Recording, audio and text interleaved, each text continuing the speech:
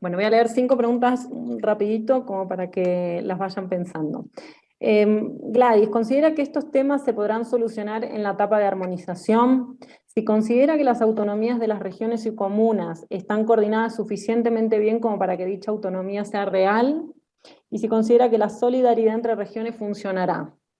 Por otro lado, si las comunas también se declaran autónomas, ¿cómo funcionará autonomía dentro de otra? Otra pregunta, ¿cómo se afecta el principio de legalidad si es que las leyes serán ahora todas por mayoría simple? Por el momento, esas preguntas, invitamos al público que escriban preguntas en el chat y mientras el tiempo nos dé, las iremos A ver, leyendo. Gladys. yo, en relación con las que se han formulado en relación, digamos, por la organización territorial, eh, yo creo que hay varios principios que creo que son saludables, que es en materia de coordinación, por ejemplo, en materia de suficiencia presupuestaria. Se ha evitado hablar de la subsidiariedad en materia territorial, creo que es una palabra proscrita, entonces se habla de preferencia de asignación de competencias en la organización, se utiliza una frase más compleja, pero en realidad lo que estamos hablando es la subsidiariedad territorial, que dice que en las organizaciones administrativas más cercanas a los problemas son las que deben tener la prioridad en materia competencial y para resolverlas de la mejor manera. Yo, ¿cómo veo el tema de la organización territorial? Básicamente es un espejo de lo que actualmente tenemos. Aparentemente borra al Estado central porque el Estado central no se le enuncia para asignarle deberes, ¿no? Debe tal, está obligado a cuál, debe garantizar cuál, pero, pero en definitiva creo que no, eh, el esquema básicamente sigue siendo el mismo. ¿Cuál es el ruido que me produce? Es que como se intenta separar, o por lo menos parecieran que rivalizan estas nuevas entidades territoriales con el Estado, y que son cosa distinta, y creo que no está claro que los gobiernos autónomos y las comunas autónomas también son Estado. Creo que hay como una suerte de aversión a lo que es estatal, pero no queda claro que todo lo que se está construyendo de base también es Estado, ¿no? Y, y se construye entonces un Estado nacional, debemos deducirlo, más bien inducirlo, las regiones autónomas y las comunas, y las agrupaciones de comunas dan, digamos, lugar a las regiones autónomas, pero donde no hay un engarce propiamente claro, y cómo va a jugar esto es entre los territorios autónomos indígenas, ¿no? Con toda esta estructura descentralizada del Estado. Entonces, y hace más ruido, ¿por qué? Porque se entiende que pueblos y naciones son preexistentes al Estado, entonces no son Estado, y entonces estos territorios indígenas están por fuera del Estado. Son preguntas abiertas. Yo no, del texto no me queda claro, hay un engarce muy difícil. Entiendo que el texto quiere que converjamos esas ideas, pero no están las líneas suficientes como para entenderlas que van armónicamente. Ahora, ¿hay alguna competencia, por ejemplo, en este que le compete o digamos que le interesa siempre, digamos, una material a Alejandro, que es el manejo integrado de cuencas? Planificación, ordenamiento territorial y manejo integrado de cuencas por las regiones autónomas. Es una competencia que directamente se asigna a la región autónoma.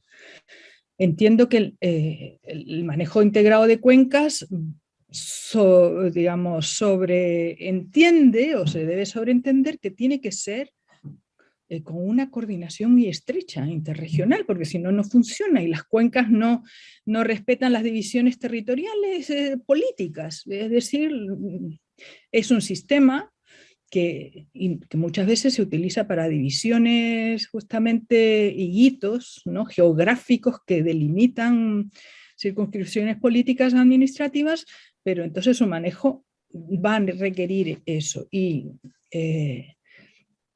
esa coordinación va a tener que ser de propia iniciativa, porque son autónomas. El Estado central no tiene tutela, relaciones de tutela ni un rol ahí. Queda a la voluntad, digamos, o buena voluntad entre las regiones. Eso. Muchas gracias, Gladys. Alejandro. Bien. Hay una pregunta que tú le enunciaste, que es sobre la legalidad y si todas las leyes se van a aprobar por mayoría simple, eso afecta a la legalidad. Yo creo que eso no afecta directamente a la legalidad, simplemente desde el punto de vista político se podría estimar que es importante tener leyes supramayoritarias. Pero si no existen leyes supramayoritarias, son leyes igualmente, en el sentido que son aprobadas por el Parlamento, por el Congreso Nacional. Así que en la medida que sean leyes que sean aprobadas por un poder legislativo, que tenga una doble revisión, que pareciera que es un buen estándar, en toda la legalidad, yo creo que la democracia es más sana. No siendo tan importante que pudiesen ser todas por mayoría simple.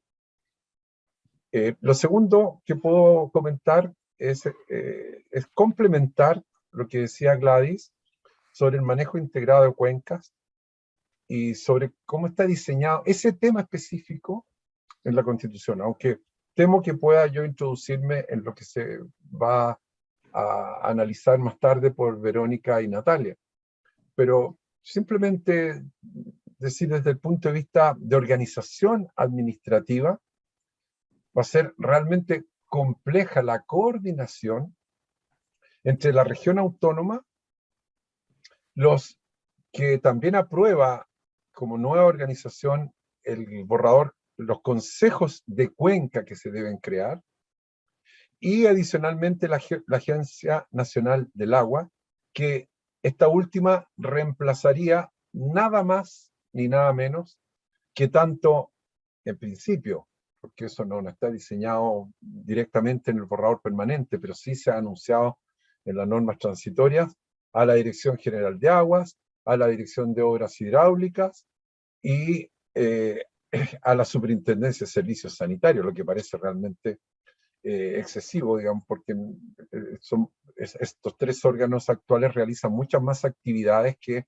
la simple manejo integrado de las cuencas. ¿Y para qué decir la dificultad de coordinación con las actuales juntas de vigilancia, que son quienes llevan adelante la distribución de las aguas hoy en día, que están silenciadas en el borrador? Es el único comentario. Yo creo que es algo que hay que revisar muy bien y hacer una especie de dogmática de esa materia. Perfecto, Alejandro, muchas gracias. Hay un par más de preguntas. Tenemos unos minutos más, si quieren las leo. Me preguntan, Alejandro, si puedes referirse al ámbito y alcance de la acción jurisdiccional para proteger derechos fundamentales. Y por otro lado, otra pregunta que decía, la fórmula solo en virtud de una ley se puede, implica que volvemos al dominio legal mínimo. ¿Por qué se afirma por parte del profesor Vargas Blanco la taxatividad de la ley? Sobre todo, considerando que actualmente la Constitución del 80 consagra un dominio legal máximo.